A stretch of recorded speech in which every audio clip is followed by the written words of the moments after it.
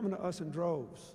We have 9 Iraq war veterans, an ex-CIA agent, an ex-FBI agent who tried to warn the federal government in Washington about 9/11 because she told them about one of the people in the flight school that was flying around not practicing taking off or landing. As I told you, a 3-star admiral who commanded an aircraft carrier battle group, all candidates for the House. Ronald Reagan's Navy Secretary is our candidate for the Senate in Virginia. In Kansas, one of the most reliably Republican states in America, 4 Republicans just left the party to run for the state legislature as Democrats, including, get this, the chairman of the Kansas Republican Party until 2003 is a Democratic candidate for the state Senate in Kansas. Now, why? Why? Because they know we are both now the bearers of, we are the bearers now of both major strands of political discourse in America. We're the mainline conservatives and the mainline progressives. If you want to conserve the budget, you've got to be a Democrat. If you want to conserve your natural resources, you've got to be a Democrat. If you want to conserve our military resources, you've got to be a Democrat.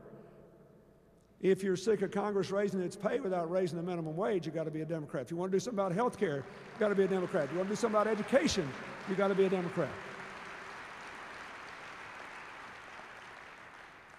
And that imposes enormous responsibilities on us. We got to go out there and look for all the Republicans and all the independents that are troubled. People know something's wrong. And they want to change. I mean, I'm proud of this. I don't know how many bills Tom Harkins co-sponsored with Republicans, or Leonard Boswell, but however many there are, it's good. When Hillary works with John McCain on climate change, I like it. When she works with Bill Frist to give electronic medical records to everybody, I like it because it saves $100 billion for the medical system. When she works with Lindsey Graham to finally treat these National Guardsmen and reservists that got dragged through the ringer in Iraq and Afghanistan and weren't properly protected with their health care, I like it. When any member of our party says to somebody in the other party, if we can in good conscience work together to move this country forward, I like it. That is what we have to tell people. Well, you can trust us. You can trust us.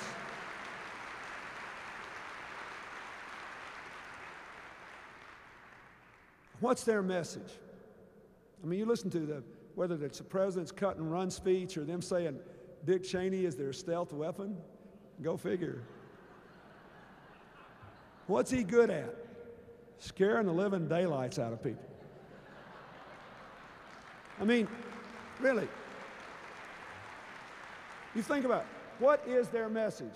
Their message goes something like this. Okay, so we're in a mess in Iraq, and you hadn't gotten a pay raise, and I gave Bill Clinton 5 tax cuts. And we really messed up that Katrina thing to beat the band. And we put more cronies in power, and we got more people regulating industries they came out of than ever before. And we got $9 billion we can't find in Iraq, and we can't throw money in special interests fast enough. You still got to vote for us. No matter how bad you have, you got to vote for us. Because if you vote for them, the Democrats, they'll tax you into the poorhouse, and on the way, you'll meet a terrorist on every street corner. I mean, that's about it, isn't it? With all the challenges this country is facing, that is their message.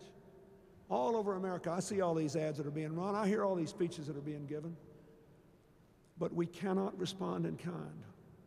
We have to be bigger than that. We should answer their negative ads. But we should definitely do that, but we cannot respond in kind. We got to have a message. So here's what I think we ought to say. I'm going to tell you what I think we ought to say. First of all, I believe any Democratic candidate can say whatever he or she honestly believes in their heart about Iraq, as long as you start with this sentence. America faces serious security challenges. The question is not whether we're going to meet them, but how best to meet them. They've made a mess of it. I got a better idea. And I think we ought to say that we might have been able to make it work in Iraq if we'd done it differently, even though I personally don't believe we should have done it until the UN inspectors finished their job and told us whether they had any weapons or not. But now, no amount of troops can solve this problem. They have a genuinely representative government. 70% of the people voted in the election, but it's ineffective. They have got to decide to make a political resolution of this. We cannot impose that. And we have to tell them within a reasonable time we're going to have to begin a phased redeployment. If for no other reason than that, we've got to send some more troops to Afghanistan to beat back the Taliban, go get bin Laden, and save a democratic, moderate Muslim democracy.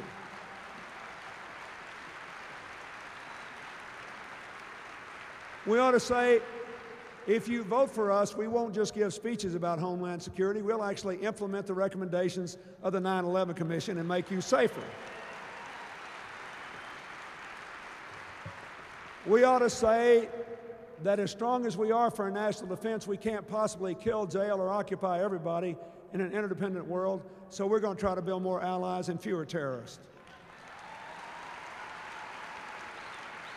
We ought to acknowledge that President Bush himself proved it by sending the military to help the people in South Asia after the tsunami, to help the Pakistanis after the earthquake, by sending money to help people fight AIDS. All those things have helped us to fight terror, because when you deal with people as people, you break through the religion, you break through the culture, you break through the politics, you break through the distance and the divides. And I don't know why they don't run on it. Even in the war on terror, the fact that we spread these counterterrorism cooperation centers across the globe, that has made us safer. But that's not consistent with their governing ideology, so they don't even talk about it. They want to talk about how we're going to put a terrorist on every street corner.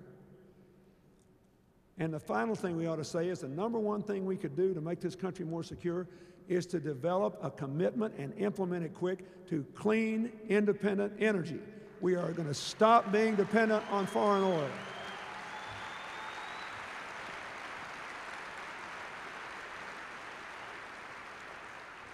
On the economy, I think we ought to say that we are going to be the party of fiscal responsibility. We're going to put back in those budget rules that doesn't let the Republicans just spend money like a drunken sailor without figuring out where it's going to come from, and you won't hear us bragging when the deficit's $250 billion. We'll have to get it closer to zero before we give ourselves a medal. I think we ought to tell the middle class we have no intention of raising their taxes. In fact, we want to consolidate and increase taxes for college aid, for raising kids, and for taking care of a parent who's sick or disabled. I think we ought to say that Congress will never raise its pay again until we raise the minimum wage.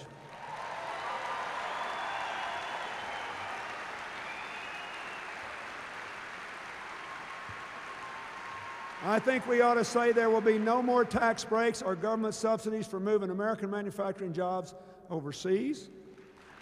I think that